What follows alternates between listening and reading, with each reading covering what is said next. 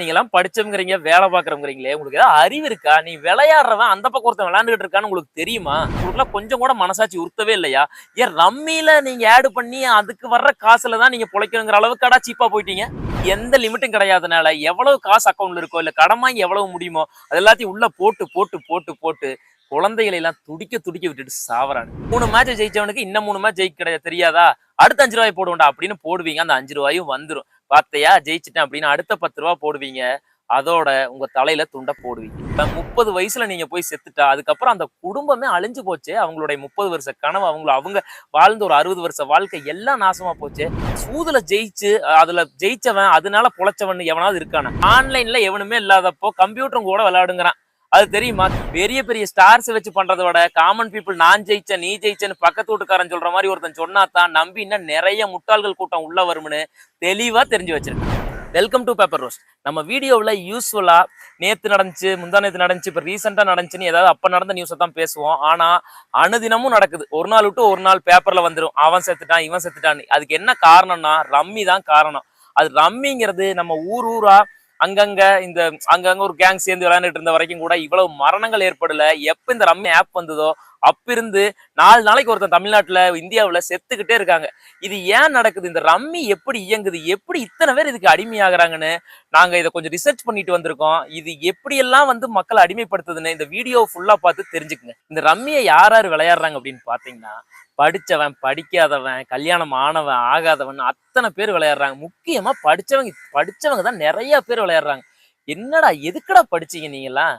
நீங்க தான் பெரிய நாலேஜ். நீங்க அதாவது அவங்கவுங்க எல்லாம் அப்பா அம்மா எல்லாம் எங்க தலைமுறையில இவன் தான் முதல் பட்டதாரின்னு சொல்லி எல்லாரும் பெருமை பீத்தி பேசிட்டு இருக்காங்க.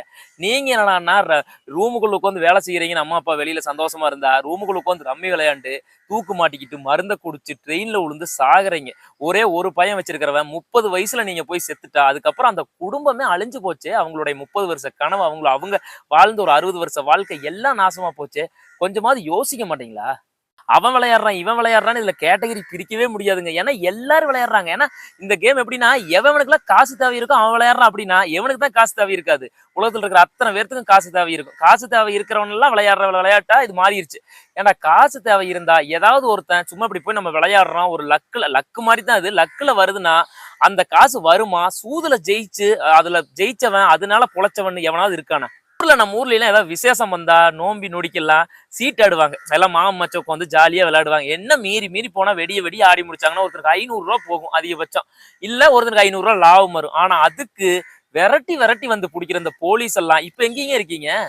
இந்த பயங்கரமா அதுக்கு எப்படி சொல்றது ஒரு நடவடிக்கை எடுக்கிற அந்த அரசெல்லாம் இப்ப எங்கீங்க இருக்கீங்க? எத்தனை காமன் பீப்புள் செத்துக்கிட்டு இருக்கான். அது நல்லது கெட்டது அந்த கவர்மெண்ட் அனௌன்ஸ் பண்ணி இது கைகோட்டை அலோவ் பண்ணிருச்சு. அது இது அதெல்லாம் தாண்டி இது தப்பு. அதாவது ஒரு கோயில் கொடையில விளையாண்டாலே தப்புங்கும் போது அதை ஏப்பா வச்சு விளையாண்டா தப்பு இல்லையா? இது என்னடா நியாயமா இருக்கு? இல்ல எனக்கு புரியல. நீங்க எல்லாம் படிச்சவங்கறீங்க, வேலை பார்க்குறவங்கறீங்களே, உங்களுக்கு ஏதாவது அறிவு இருக்கா? நீ விளையாடுறவன் அந்த பக்கம் ஒருத்தன் விளையாண்டுகிட்டு இருக்கான்னு உங்களுக்கு தெரியுமா? கண்டிப்பா அந்த பக்கம் ஒருத்தன் விளையாண்டுட்டு இருக்கான்னு நீங்க கண்டீங்களா? ஆன்லைன்ல இதை நம்ம பார்த்து ரிசர்ச் பண்ணி பார்த்தா ஆன்லைன்ல எவனுமே இல்லாதப்போ கம்ப்யூட்டரும் கூட விளையாடுங்கிறான். அது தெரியுமா? கம்ப்யூட்டர் தான் அந்த பக்கம். சரி கம்ப்யூட்டரே விளையாட வேணாம்ப்பா, அந்த பக்கம் ஒருத்தவங்க கூட விளையாண்டுட்டு இருக்கானே வச்சுக்கோங்க. எப்படி கார்டு எப்படி அவன் டிசைட் பண்றதா இல்ல நீங்க டிசைட் பண்றதா? நீங்க அடுக்கி வச்ச கார்டா? அடுத்தது என்னங்கிறது ப்ரோக்ராம்டு. அது எப்படி அந்த ப்ரோக்ராம்டு கார்டுல உங்களுக்கு நீங்க இந்த தடவை கரெக்டா விளையாண்டா அடிச்சிடலாம்னு உங்க ஸ்கில் எப்படி காட்ட முடியும்? புரிஞ்சுக்கங்கயா, இது ஆன்லைன் ஆல்ரெடி ப்ரோக்ராம்டு ஆப். இது எப்படியா நீ உங்க ஸ்கில்ல காமிச்சு நீ பணம் சம்பாதிப்ப? சரி எப்படி இந்த ரம்மி ஆப்ஸுக்குள்ள விளையாடுறதுக்கு இத்தனை மக்களை உள்ள இழுக்கிறாங்கன்னா வேற எப்படியும் கிடையாதுங்க. ஒண்ணும் இல்ல, நீங்க முதல்ல ஒரு 100 ரூபா போடுவீங்க, அதுல ஜெயிச்சிருவீங்க. அடுத்தது 200 ரூபா போடுவீங்க, அதுலயும் ஜெயிச்சிருவீங்க. 300 ரூபா போடுவீங்க, அதுலயும் ஜெயிச்சிருவீங்க. அதுக்கப்புறம் சரி ஓகே 200 300 போறக்கு ஒரு 5000 ரூபாய் போடுவோம், 5000 ரூபாய் போடுவீங்க, லாஸ் ஆயிருவீங்க. ஆனா அப்படி பார்க்க மாட்டாங்க. நம்ம 100 200 300ன்னு போட்டா 5000 ரூபாய் போட்டா போயிருது பத்தி அப்படின்னு எவனும் யோசிக்க மாட்டான். நான் 3 மேட்ச் ஜெயிச்சிருக்கேன், ஒரு மேட்ச் தான் தோத்துருக்கேன்னு யோசிப்பான். அப்ப என்ன பண்ணுவான்? 3 மேட்ச் ஜெயிச்சவனுக்கு இன்னும் 3 மேட்ச் ஜெயிக்க கிடையாது தெரியாதா? அடுத்த 5 ரூபாய் போடுவோம்டா அப்படின்னு போடுவீங்க. அந்த 5 ரூபாயும் வந்துடும். பார்த்தையா ஜெயிச்சிட்டேன் அப்படின்னு அடுத்த 10 ரூபாய் போடுவீங்க. அதோட உங்க தலையில துண்ட போடுவீங்க. இந்த ரம்மி ஆப்காரன் இன்னொரு ஸ்ட்ராட்டஜியை பக்காவா மெயின்டைன் பண்றான். அது என்ன ஸ்ட்ராட்டஜி தெரியுங்களா? நீங்க எவ்வளவு ஜெயிச்சாலும் ஜெயிச்சதுல 30% அவனுக்கு போயிடும். இப்போ எக்ஸாம்பிளோடவே உங்களுக்கு சொல்றேன். இப்ப 100 ரூபா மேட்ச் விளையாடுறீங்க உங்க ஃப்ரெண்டு கூட, சரியா? நீங்க 100 ரூபா போடுவீங்க, உங்க ஃப்ரெண்டு 100 ரூபா போடுவார். சோ மொத்தம் 200 ரூபா போடுவீங்க. அப்ப என்ன ஆகும்? அவன் கமிஷனா ரூபாய் எடுத்துக்குவான். 170 தான் வரும் உங்களுக்கு. அதாவது ஃபர்ஸ்ட் மேட்ச் உங்க ஃப்ரெண்ட் ஜெயிச்சிடறாருன்னு வச்சுக்கோங்க. அவருக்கு 170 போயிரும். 2வது மேட்ச் மறுபடியும் விளையாடுறீங்க ஆளுக்கு 100 போட்டு. அதுல நீங்க ஜெயிச்சிடுறீங்க. அப்போ உங்களுக்கு 170 வரும். பார்த்தா ஒரு மேட்ச் தோத்து ஒரு மேட்ச் ஜெயிச்ச மாதிரி தான் இருக்கும். ஆனா ஆல்ரெடி நீங்க 30 உங்க ஃப்ரெண்டு 30 மொத்தம் ரூ. 60 ரம்மி ஆப்காரனுக்கு கொடுத்துருப்பீங்க. இன்னொரு மேட்டர் என்ன தெரியுங்களா? நீங்க ரம்மி நிறைய பேர் இன்ஸ்டால் பண்ணிருப்பீங்க. ரம்மி இன்ஸ்டால் பண்ணொன்னையும் உள்ள போனா ஒரு ரூ. 100 அவனே ஃப்ரீயா கொடுப்பான். அந்த ரூ. 100 ஃப்ரீயா கொடுக்கறது எதுக்கு தெரியுமா? உங்களை உள்ள இழுக்கறக்கா இருந்தாலும் அதுல இன்னொன்னு இருக்கு. என்ன தெரியுமா? நீங்க எப்படி விளையாடுவீங்க? இப்போ ஒரு என்ன சொல்றது? என்ன 2வது செட் சேர்த்துவீங்களா? இல்ல ஒரே நம்பர் சேர்த்துவீங்களா? உங்க கேம் பிளே எப்படி? அந்த வே ஆஃப் எப்படி விளையாடுவீங்க அப்படிங்கிறத அவன் தெரிஞ்சுக்குவான். ஏன்னா அவன் தெரிஞ்சுக்கிட்டா தானே ப்ரோக்ராம் பண்ண முடியும். உங்களுக்கு என்ன கார்டு வந்தா எடுப்பீங்கன்னு அவனுக்கு தெரியும். என்ன கார்டு எப்படி செட் பண்ணுவீங்கன்னு தெரியும். அதுக்கு அகைன்ஸ்டா அடிக்க முடியும். அதுக்காகவே அது உங்களோட கேம் பிளேவை தெரிஞ்சுக்கணுங்கிறக்காகவே கொடுக்கறது தான் அந்த இனிஷியல் ₹100. ரம்மி வந்து சும்மா நம்ம இதை பத்தி சொல்றோம்னா அதை தெரியாம சொல்லக்கூடாதுன்னு 2-3 பேர் நம்ம டீம்ல ஃப்ரெண்ட்ஸை விளையாட சொன்னோம். அவங்களும் லாஸ்ட் 1 மந்த்ஸா விளையாண்டுட்டு இருக்காங்க. அதுல என் ஃப்ரெண்ட் ஒருத்தர் அப்படித்தான் விளையாண்டாங்க. என்ன பண்ணாங்கன்னா இப்படி ஒரு ₹50 ₹100 சும்மா சின்னதா போட்டு விளையாண்டாங்க. அப்புறம் அன்இன்ஸ்டால் பண்ணிட்டாங்க. அதுக்கப்புறம் என்னன்னா நான் ₹50 கொடுக்குறேன் அப்படின்னு கூப்பிட்டான். சரின்ட்டு இவங்களும் போய் அந்த ₹50 போட்டு விளையாண்டாங்க. ₹50 போட்டு ₹100 ஜெயிச்சதையுமே அந்த ₹100 வித்ட்ரா பண்ணிட்டு அன்இன்ஸ்டால் பண்ணிட்டாங்க. அதுக்கப்புறம் என்ன பண்ணா மறுபடியும் ₹50 கொடுக்குறேன்னு கூப்பிட்டான். சரின்ட்டு மறுபடியும் உள்ள இன்ஸ்டால் பண்ணி அந்த ₹50 போட்டு விளையாண்டாங்க. என்ன பண்ணா அந்த லாபம் ₹100 வந்தா அவங்க வித்ட்ரா பண்ணிடுவாங்கன்னு அதை விட லாபம் டபுள் மடங்கா கொடுத்தான். டக்குன்னு ஒரு ₹250 போயிருச்சு.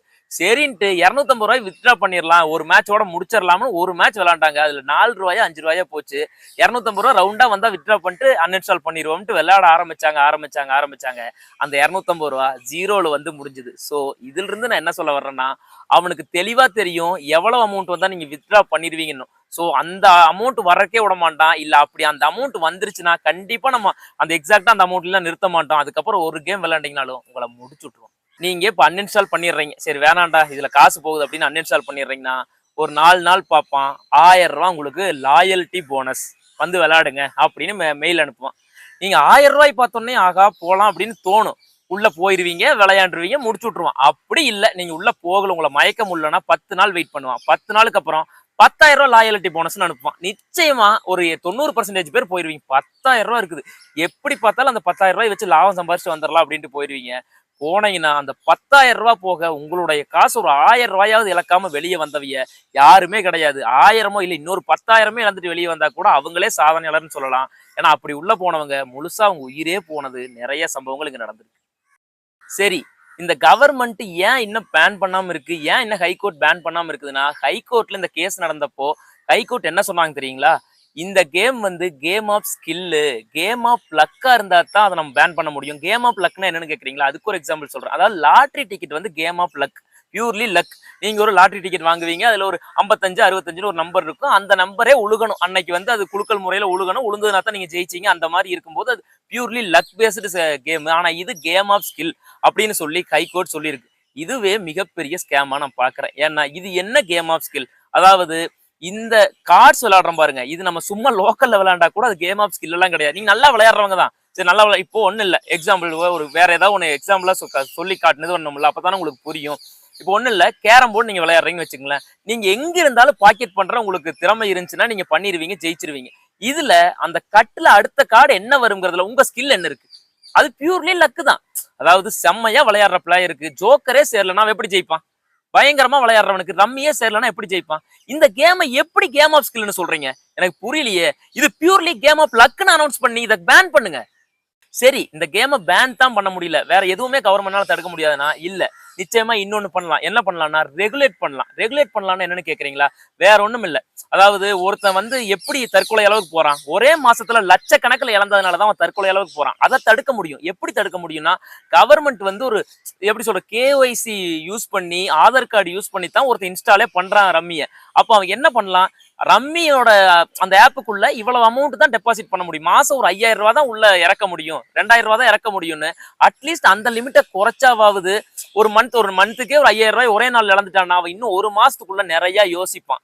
வேண்டாம் அது எதுக்கு, இன்னும் மறுபடியும் நம்ம இழக்கத்தான் போறோன்னு யோசிச்சு அவன் கொஞ்சம் திருந்துறக்காவது பாசிபிலிட்டிஸாவது இருக்கும். இது எந்த லிமிட்டும் கிடையாதனால எவ்வளவு காசு அக்கௌண்ட்ல இருக்கோ இல்ல கடன் வாங்கி எவ்வளவு முடியுமோ அது எல்லாத்தையும் உள்ள போட்டு போட்டு போட்டு போட்டு குழந்தைகளை எல்லாம் துடிக்க துடிக்க விட்டுட்டு சாவறானு. அடுத்ததா ரம்மிகளோட ஏடு நீங்க நிறைய பார்த்திருப்பீங்க. யாராவது தமிழ்நாட்டுல இருந்து ஆடு பாக்குறவங்க, நான் தமிழ்நாட்டுக்காரங்க, இந்த இப்படி நான் அவினாசி, இந்த பக்கத்துல அரியலூர்காரன் ஜெயிச்சேன்னு எவனாவது பேசி பார்த்திருக்கிறீங்களா? எல்லாம் நான் அந்த சர்மா இந்த சர்மா அந்த பட்டேல் இந்த பட்டேல் எல்லா நார்த் இந்தியனையுமே இறக்கி தமிழ்ல டப் பண்ணி தான் தமிழ் ஆட் எல்லாமே ரம்மி ஆடு வரும். இதே நீங்க நார்த் இந்தியால போனீங்கன்னா தமிழ்காரங்க பேசுவாங்க. நான் இங்க சவுத்துல இருந்து ஏதாவது ஒரு அரியலூர் ஏதாவது ஒரு ஊர் சொல்லிக்கிட்டு ஹிந்தியில டப் பண்ணி அங்க போடுவான். சோ இது எல்லாமே நல்லா தெரிஞ்சுக்குங்க. அட படிச்ச முட்டாள்களே, அவனுங்கெல்லாம் உண்மையாலும் ஜெயிச்சவனு கிடையாது. பெய்டு ப்ரமோட்டர்ஸ், அவனுக்கு ஜஸ்ட் ஏடல நடிக்கிற காமன் பீப்புள்ஸ். அவனுக்கு தெளிவா தெரிஞ்சு வச்சிருக்கானுங்க. காமன் பீப்புள்ஸே ப்ரமோட் பண்ணா தான் காமன் பீப்புள்ஸ் உள்ள வருவான். ஏன்னா பெரிய பெரிய ஸ்டாரை வச்சு ப்ரமோட் பண்ண முடியாதனால பண்ணிக்கிட்டு தான் இருக்கானுங்க. பெரிய பெரிய ஸ்டார்ஸ் வச்சு பண்றதை விட காமன் பீப்புள் நான் ஜெயிச்சேன் நீ ஜெயிச்சேன்னு பக்கத்து வீட்டுக்காரன் சொல்ற மாதிரி ஒருத்தன் சொன்னா தான் நம்பி இன்னும் நிறைய முட்டாள்கள் கூட்டம் உள்ள வரும்னு தெளிவா தெரிஞ்சு வச்சிருக்கான். அப்புறம் இந்த ஆடு இந்த ரம்மி ஆடெல்லாம் நடிக்கிற ஸ்டார்ஸுக்கு ஒண்ணு சொல்லிக்கிறேன். உங்களுக்குலாம் மனசாட்சி இருக்கா? அவன் 100 ரூபாய்க்கு 200 ரூபாய்க்கு கூலி வாங்குவான். ஆனா டிக்கெட்டே 150 ரூபா இருக்கும். பரவாயில்லைன்னு 50 ரூபாயை மட்டும் வீட்டுக்கு கொடுத்துட்டு 150 ரூபாய்க்கு வந்து உங்க படத்தை பார்த்ததுனாலதான் நீங்க எல்லாம் இன்னைக்கு ஸ்டாரு. இல்லைன்னு வச்சுங்களேன், நீங்களாம் வெறும் வெத்து வேட்டு. ஆனா உங்களை அப்படி ஸ்டார் ஆக்குனவன நீங்க நல்லது செய்ய வேண்டாம், அவனுக்கு வேற எதுவுமே பெருசா எதுவும் செய்ய வேண்டாம், அவன் குழந்தைகளை படிக்க வைக்க வேண்டாம், அவன் குடும்பத்தை அவன் உயிரோட இருக்கவாது விடுங்கடா. இந்த மாதிரியான தப்பா வழி நடத்துறீங்களே, உங்களுக்கு எல்லாம் கொஞ்சம் கூட மனசாட்சி உறுத்தவே இல்லையா? ஏன் ரம்மியில நீங்க ஆடு பண்ணி அதுக்கு வர்ற காசுல தான் நீங்க பொழைக்கணுங்கிற அளவுக்கு சீப்பா போயிட்டீங்க. சோ நம்ம இந்த வீடியோ மூலமா நம்ம தெரிஞ்சுக்கிறது இல்ல சொல்ல வர்றது என்னன்னா ஒன்னே ஒண்ணுதாங்க. நம்மள ஏமாத்துறக்கு அந்த காலத்துல இருந்து இந்த காலம் வரைக்கும் இன்னும் ஃபியூச்சர் வரைக்கும் அந்தந்த டெக்னாலஜி வர வர புது புது வகையில நம்மளை ஏமாத்திக்கிட்டே தான் இருப்பான். நம்மளுக்கு சுய ஒழுக்கம் சுய கட்டுப்பாடு இருந்தா மட்டும்தான் இதுல இருந்தெல்லாம் நம்ம தப்பிக்க முடியும். நல்லா தெரிஞ்சுக்குங்க. Slow and steady wins the ரேஸ்ன்னு சொல்லுவாங்க. கொஞ்சம் கொஞ்சமா சம்பாதிங்க, பெரிய ஆள் ஆகுங்க. ஏன்னா இப்ப அதாவது எப்படி சொல்றது, ஒரே நாள்ல சம்பாரிச்சு பெரிய ஆள் ஆகணும்னு யாரும் நினைச்சிடாதீங்க. நினைச்சீங்கனால அது பாசிபிள் கிடையாது. ஏன்னா இன்னைக்கு இருக்கிற எக்ஸாம்பிளா இருக்கிற எத்தனையோ பணக்காரங்க எத்தனையோ ஸ்டார்ஸ் வரைக்கும் ரொம்ப வருஷம் கஷ்டப்பட்ட ரொம்ப வருஷத்து உழைப்பத்தான் இன்னைக்கு அறுவடை பண்ணுவான். நீங்க ரொம்ப வருஷம் ஹார்ட் ஒர்க் மட்டும் பண்ணீங்கன்னா ஒரு நாள் அறுவடை பண்ணலாம். அதனால தயவு செஞ்சு கையெடுத்து கும்பிட்டு கேட்டுக்கிறேன், சின்ன சின்ன குழந்தைங்க, உங்களை நம்பி வர்ற பொண்ணு, உங்களையே நம்பி இருக்கிற அம்மா அப்பான்னு எல்லாத்தையும் விட்டுட்டு தற்கொலை பண்றதை நிறுத்துங்கடா. அதுக்கு முதல்ல இந்த ரம்மி இருந்ததுன்னா முதல்ல ஃபர்ஸ்ட் செய்ய வேண்டிய வேலை, இந்த வீடியோ முடிஞ்சோன்னையும் போய் அன்இன்ஸ்டால் பண்ணுங்க ப்ளீஸ். அப்புறம் சும்மா ஃபேக்கா தம்ப்நெயில் நம்ம அப்படி போடுறது இல்லை. பட் இந்த வீடியோவுக்கு போட்டதுக்கு ரொம்ப சாரி. ஏன்னா நீங்க இந்த ரம்மியை பத்தி நான் நெகட்டிவா பேச போறேன்னா எத்தனை பேர் உள்ள வருவீங்கன்னு தெரியாது. இந்த வீடியோவை எப்படியாவது பார்க்க வைக்கணும் அப்படிங்கறக்காகத்தான் இந்த ரம்மியில நான் 1 கோடி வென்றேன்னு சும்மாவே தம்ப்நெயில் போட்டேன். அதுக்கு மன்னிச்சுக்குங்க. நான் ரம்மி இது வரைக்கும் வாழ்நாள்ல விளையாடதே கிடையாது. ஐ மீன் போன்ல. நான் ஃப்ரெண்ட்ஸ் கூட இப்பவும் விளையாடுவேன் எப்பாவது ஃப்ரீயா இருக்கும்போது. அது தப்பே கிடையாது, அது ஜாலி. ஆனா போன்ல நீங்க காசு கட்டி விளையாண்டீங்கன்னா அது ஒருபோதும் ஜெயிக்காது. தயவு செஞ்சு புரிஞ்சுக்கணும். இந்த வீடியோ பிடிச்சிருந்ததுன்னா லைக் பண்ணுங்க, சப்ஸ்கிரைப் பண்ணுங்க, ஷேர் பண்ணுங்க, கமெண்ட் பண்ணுங்க. இந்த எஸ்எஸ்எல்சியை மறக்காம பண்ணுங்க. இன்னொரு வீடியோவில் நிச்சயமா உங்களுக்கு யூஸ்ஃபுல்லா இருக்கிற அந்த வீடியோவோட உங்களை சந்திக்கிறேன். அது வரைக்கும் நன்றி, வணக்கம்.